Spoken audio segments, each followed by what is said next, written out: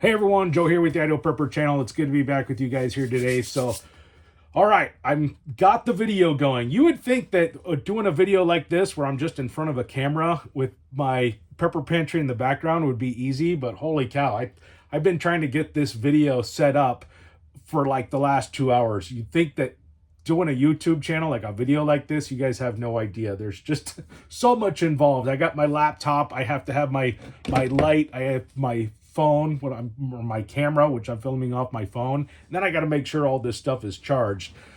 Normally I have a microphone, but I don't even know where that is. So I just been running around just trying to get set up to do this basic video. So hopefully everything goes well for you guys. I guess I'm close enough to the camera where you guys can hear me this time. But that last video I did, my mic wasn't working. So apologize for that video. Thing is, with microphones, especially those wireless mics, there's just no way of knowing if they're working until you've done the video and then you watch it and you realize, wasn't even on. But before we get into today's video, today's video, I'm going to be talking about the drone thing. Not going deep into it because honestly, at this point, it's mostly just speculation. But a lot of people have been hitting me up trying to get me to give you guys my take. But before we do that, I want to just kind of let you guys know of this giveaway I'm going to be doing, kind of a Christmas giveaway. But I have this Ecoflow Rapid Magnetic Power Bank. So Ecoflow sent me this out and they wanted me to do a giveaway. They gave me two. So one to keep, one to give away. So the contest rules, if you guys want to enter the chance to win this power bank, all you got to do is type the word Ecoflow in the comment section of this video. Make sure you're a subscriber to the channel and that you followed the channel so you can get notified when you win. I've never done a giveaway thing like this before, so hopefully it goes off without a hitch. Don't want to get into any issues. I know doing these giveaways are a little tricky. I started reading into it and I was a little apprehensive about doing this giveaway. So hopefully it goes well, and if it does, I think I'm definitely going to do some more giveaways because I actually have a lot of stuff like this to give away. But Ecoflow has just been a great kind of, I don't know, sponsor of the channel, but they've sent me out a lot of stuff. I did the one video of the air conditioner they sent me with the solar generator and then the solar panel. So really cool, and they're really pleasant to work with. The other thing they gave me, and this is really awesome, is this nice Christmas gift. So this just came in the mail today. And yeah, really nice because I work with a lot of different manufacturers with this video. A lot of, what would you call them? Not manufacturers, I guess you call them manufacturers, but different companies that send me stuff.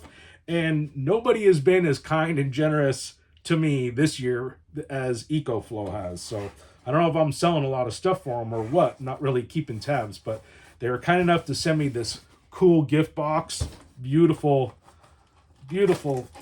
box here, and in it, just kind of Christmas stuff. It's actually, doesn't look like it's prepping related, so nice. Ooh, those are really nice little eggnog mugs or something.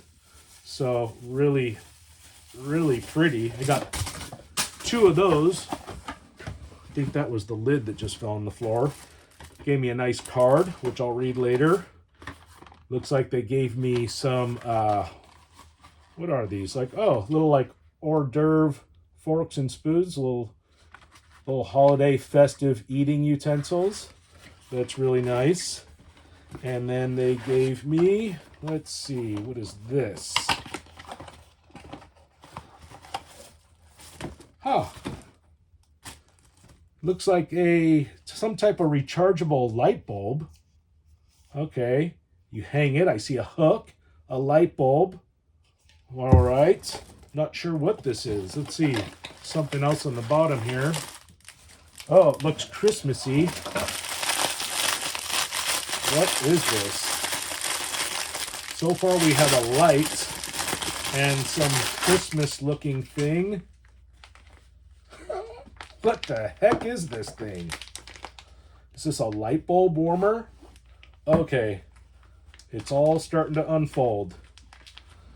So maybe you hook this like this. What the heck is that, you guys? Dad, it looks like a lamp. Well, it is a lamp, you nincompoop, but it's a major award. I won it. Damn hell, you say you won it? Yeah. Mind power, sweet, mind power. It's a light bulb with a hat and a rope coming off of it. I don't know. Let me know in the comment section if you guys know what that is. I can't wait to hear what you guys come up with. But either way, that was really nice of Ecoflow to send me that stuff. Really awesome. So I think that's pretty much everything I need to say before we get the show started. But like I said, some people have been kind of asking me to touch on this drone thing. All honesty, you guys, I mean, at this point, it just seems like speculation. I just watched a video from USA Today. I don't know. They had retired Admiral John Kirby basically came out and said, nothing to see here, folks. So that's good. I don't know about you guys. I feel nice and safe and warm knowing that our government said there's nothing to worry about. But yeah, I mean, I definitely want to hear what you guys have to say about it, hear what your take is, because I think with issues like this and as we kind of move into the future, most of this stuff is just going to be like boots on the ground type reporting and just, you know, listening to what the people are saying, what you guys are saying. So definitely I'm interested to hear what you guys have to say if you're in an area where you've been seeing these things. I haven't seen anything in our skyways, but then again, like, we've just been having really overcast. We're getting a lot of snow right now, so not a lot of drone activity in far north Idaho. But if I see anything, I'll definitely let you guys know. But as far as my take is on it, I mean, I would say a lot of it is probably just people getting in on the hysteria, because there's a lot of drones. There's like over 100 million drones in the US. So I think a lot of it is probably that. Now, as far as like the drones, there have been reports of these drones, like large drones that are flying kind of in coordinated manners. I don't know, but I will say, you know, if you zoom out, I would say the fact that we are having this situation take place and that our government is, one, saying they don't know, and two, just kind of acting really nonchalant and not caring, that's a problem in itself. I mean, this is not something that our government should be just not caring about. So that in itself is just creating a lot of instability. If you have the citizenry is concerned about something, hold on one second. To watch, head to today. But if you have your citizenry is concerned about something and the government is just almost acting as if like they're not looking out for us, you know, that's just going to create a deep level of uncertainty and insecurity within the population that's not good. You know, that can have reverberating effects. It can hurt the economy, hurt all kinds of things. But at this point, you know, I got to say, like, the overall sentiment, like, people just aren't buying you know, the official take from our government anymore. I was just reading the comment section on this news report of this admiral coming out and saying there's nothing to see, and I mean, it's all negative. Everybody's saying, you know, you're full of it, you're lying. So definitely crazy times. I mean, just nobody is buying the official State Department narrative anymore. And in my opinion, I think that's a good thing. I think that's actually a very healthy thing. But there are downsides to it, of course. I mean, we want to live in a cohesive society where we feel safe and we can trust our leaders. But right now, that's just not the case. Hopefully someday we can get there. But at least for right now, I mean, the bright side is that we do have platforms like this where regular people can get on, we can talk to each other, we can communicate online through the comment section, and that's huge. And I definitely, you see more people just basically going to that form of reporting to get their news than going on television or the radio anymore. So it's good to see, and you know, it's good to be a part of that. But Now, as far as my speculation goes, because I've heard some people saying or wanting to say that this is Iran. And every time I hear, a narrative going in that direction where, they're trying to blame some Middle Eastern country, my alarm bells, my tentacles go up and I start immediately thinking false flag for sure. Anything to justify getting us to go into the Middle East for another 20 plus years. So hopefully that's not what it is, but if I were to speculate, that's honestly my gut instinct is just saying it's just got kind of false flag written all over it. Now, with that said, I will say, if you guys are seeing these in your area, steer clear of them for sure, because we don't know what's going on. So steer clear of them. Definitely don't be taking shots at them. That's just not you shouldn't be shooting up in the sky for anything other than ducks and geese. So no shooting at drones. Let's see what else. I almost kind of rethought that statement, but yeah, no, we're not shooting at drones. But with that said, this is what I want to say, and I've been meaning to say it for a while. We should be preparing. Smart preppers are preparing right now, because right now things are chill. You know what I mean? Aside from some flying drones freaking people out, things are pretty chill right now. Our economy's doing pretty decent. I won't say it's not the greatest it's ever been, that's for sure. But where I'm in, work's starting to pick up a little bit. Gas prices have come down a little bit. People are calm. There's a lot of people shopping, so they're spending money, so that's good. Supplies are plentiful, so you can get things. So smart preppers are preparing now. I think a lot of times, and we're all guilty of this, is that we don't really take inventory until things get bad, or until you start seeing really bad things on the horizon. Then you start looking at your inventory and seeing what you have and don't have. Don't do it then, because by that time everybody's doing that, and you go to Costco to restock up on toilet paper or whatever, and it's gone. The last scare we had, what was it? It was the floods. Yeah, it was all the hurricanes that were going on, and it just got everybody freaked out that everybody's going to start flooding. I went to Costco thinking I should get some water, but I wasn't responding to the floods. I was just like, I got to go to Costco and get some more water. And I went to Costco, and it was like the water was gone and the toilet paper was gone. And that was like in a matter of a day or two tops of just that, of people getting freaked out about the flood. So now's the time. Take stock of your inventory now while things are still plentiful. There's, no hysteria going on. Make sure you have everything you need. So for those of you who might be getting new to preparedness, maybe the drone thing freaked you out and you decided that you're going to become a prepper this week. Welcome to the channel, first of all. But like I always say, I always tell people, the first thing you need to do if you're just getting into preparedness is start an EDC. Get yourself an EDC put together. So this is my kind of an extreme version of an EDC kit, but everything I have in here, I got some snacks. Just the EDC stands for everyday carry. It's just the things that you have around that you want to have with you on a moment's notice. So just some essential things. I got a little first aid kit in here, some water, some snacks. I carry my sidearm in here sometimes. I have this little trauma kit on the side. I have a handheld radio in here. Like, obviously this is going a little bit above and beyond a basic EDC, but this is actually what I keep with me and I carry with me in my truck.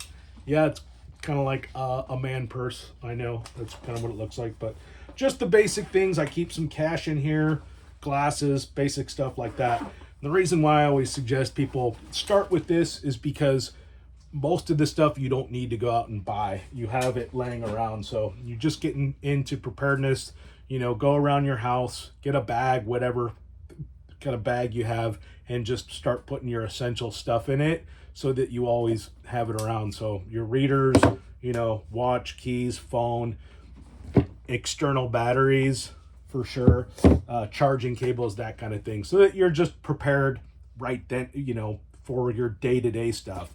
And then from there, you can start putting together all of your other things, and you can do those things simultaneously, like, food supply or whatever. But try to allow your situation and your surroundings, whatever your environment is, kind of dictate what level of preparedness you want to be at. So for instance, when I started prepping, I didn't I was in a lot of debt. Number one, I owned nothing. I was actually living in a storage unit, so I wasn't in a good situation to start creating like a huge stockpile. I knew that I was in a very vulnerable situation, and so I knew that I really needed to take care of my debt first, get the IRS and the government off my back so that I could start living again. So take care of my creditors, and then from there, I could start working towards a more sustainable life. And for me, that meant, number one, just like any type of survival situation, your most important, most essential thing is your shelter. So I knew that my shelter needed to be as secure as possible. And that meant for me having it paid off.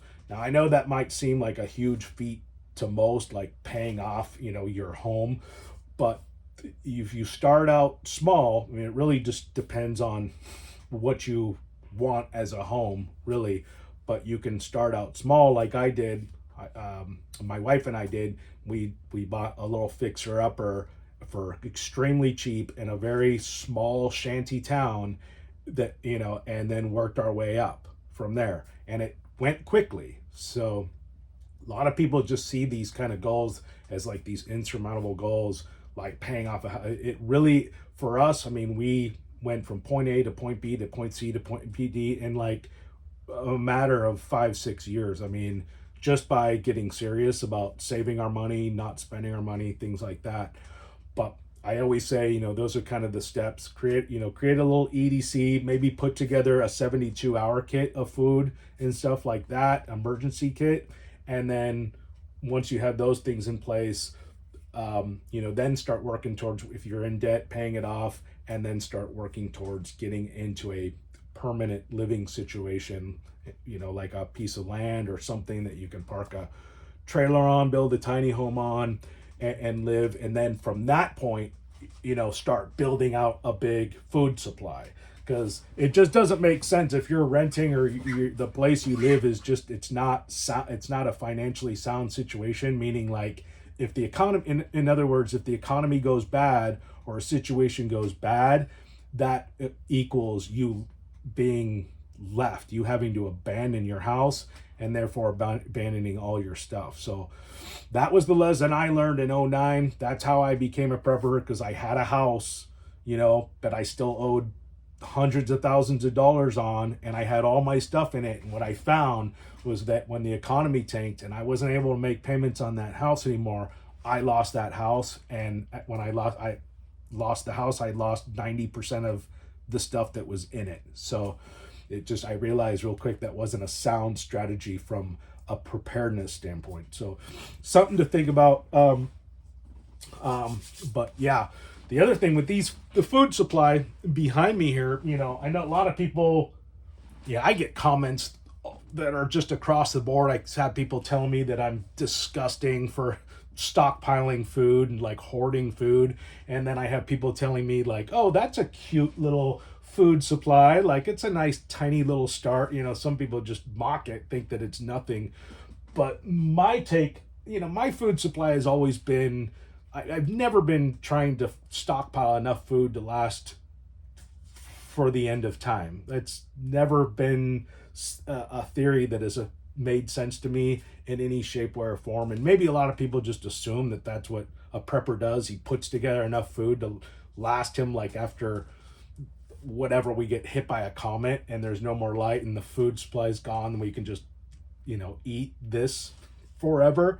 That's never been the idea. So the idea for me is just I keep enough food on hand to get me and my family through a winter, a long winter. That's what this food supply is. At least get us to a place where we can plan and put together a more sustainable, viable food situation. So that's what my food supply represents. The other thing is just, I can't imagine these people that do have like 3-year food supplies.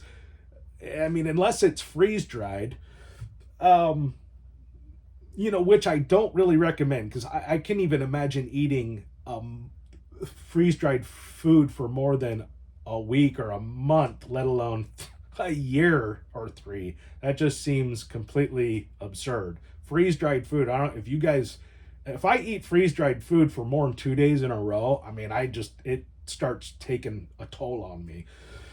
So even this food, only the freeze dried food is actually up top. I do have some. See it? It's actually behind a lot of that canned food, but most of the food I eat in here is from these 5-gallon buckets. We cycle through it as a family. It's the flour, it's the salt, sugar, everything we use to make our breads and things like that. We have rice in here, which we eat a lot of.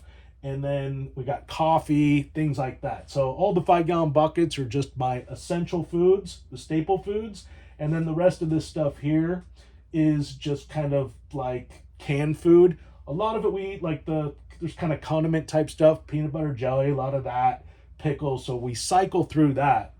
And then there's a lot of canned food, which just we don't eat a lot of. And I really just eat the canned food just to keep cycling through it and making sure it's not being wasted. So, and just that in itself, a 6-month food supply, being able to cycle through it normally so that you're not wasting it, not letting anything expire, just that in itself is difficult. So I don't know how these guys with 3-year food supplies do it. But anyways, that's my philosophy around stockpiling food. As far as my water goes, you guys, I don't know if you're familiar with my channel, I have a creek, I'm on a well.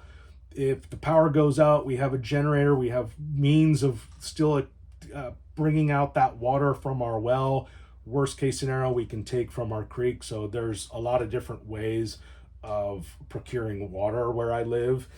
And then plus I have basic water storage on the property as well. So I keep bottled water, and I have 2 55-gallon drums of water. So as far as our water and food goes, like we're pretty solid.